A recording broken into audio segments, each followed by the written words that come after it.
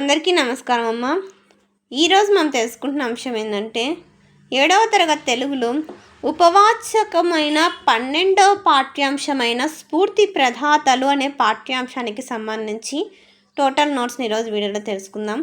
ఇంకా మన channel subscribe చేసుకొని వాళ్ళు ఎవరంటే దయచేసి సబ్స్క్రైబ్ చేసుకొని లైక్ చేసి షేర్ చేసి మీ ఫ్రెండ్స్కు రిలేటివ్స్ అందరికి సబ్స్క్రైబ్ చేసుకోమని చెప్పండి.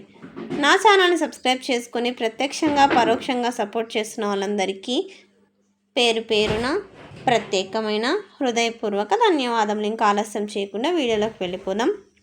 మొదటి ప్రశ్న, స్కౌట్స్లో విశేష సేవలు అందించిన విద్యార్థులకు ఏ ఏ అవార్డులు ఇస్తారు?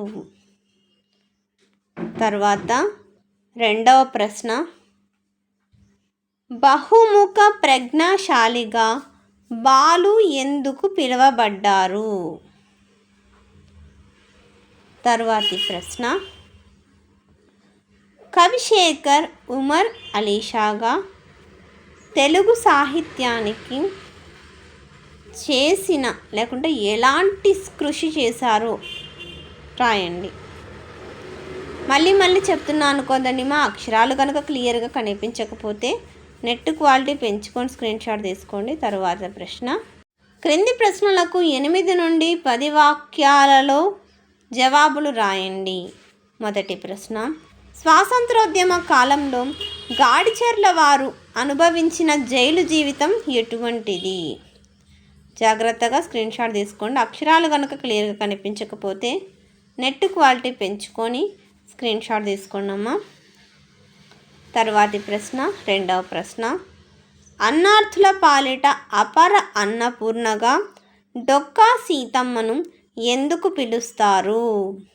డొక్కా సీతమ్మ గారిని అపర అన్నపూర్ణగా ఎందుకు పిలుస్తారు? తర్వాతి ప్రశ్న, జాగ్రత్తగా స్క్రీన్ షాట్ తీసుకోండమ్మా. ఈ కంటిన్యూషన్. ఈ విధంగా అన్నార్థుల పాలిట అపర అన్నపూర్ణగా డొక్కా సీతమ్మ గారు ప్రసిద్ధి ఎందుకు పొందినారంటే, రాత్రి కానీ పగలు కానీ ఏ సమయంలో ఎంతమంది వాళ్ళ ఇంటికి వచ్చినా ఎంతో ఆప్యాయతతో ప్రేమతో అనురాగంతో అందరికీ ప్రేమపూర్వకమైన భోజనాన్ని అందించిన గొప్ప వ్యక్తి డొక్కా సీతమ్మ గారు. ఆఖరికి ఆమె వంట చెరుగ్గా తన చీరలను కూడా వంట చేసి పెట్టింది. అంతేకాకుండా రాచక్రూపు క్యాన్సర్తో బాధపడుతున్న పరిస్థితుల్లో కూడా ఆమె ప్రాణం ఉన్నంత వరకు ఎంతోమందికి అన్నం వండి పెట్టిన గొప్ప వ్యక్తిత్వం కలిగిన వ్యక్తి డొక్కా సీతమ్మ గారు. అందరికీ ధన్యవాదాలు. ఇంకా మన ఛానల్ సబ్స్క్రైబ్ చేసుకొని వాళ్ళని దయచేసి సబ్స్క్రైబ్ చేసుకొని లైక్ చేసి షేర్ చేసి మీ రిలేటివ్స్ అందరూ సబ్స్క్రైబ్ చేసుకోమని చెప్పండి అమ్మా.